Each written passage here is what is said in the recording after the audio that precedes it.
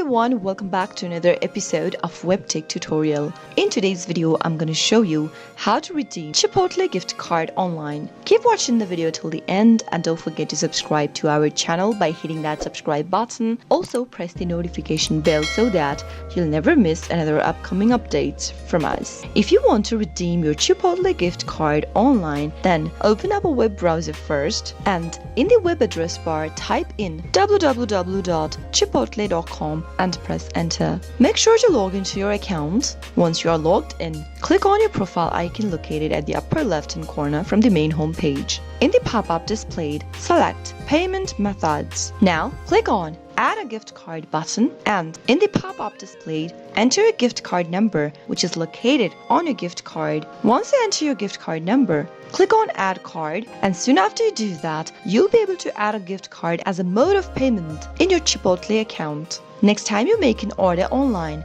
you can redeem your gift card while checking out with your product. That is how you can easily redeem your gift card for Chipotle.com. I hope the tutorial was helpful to you.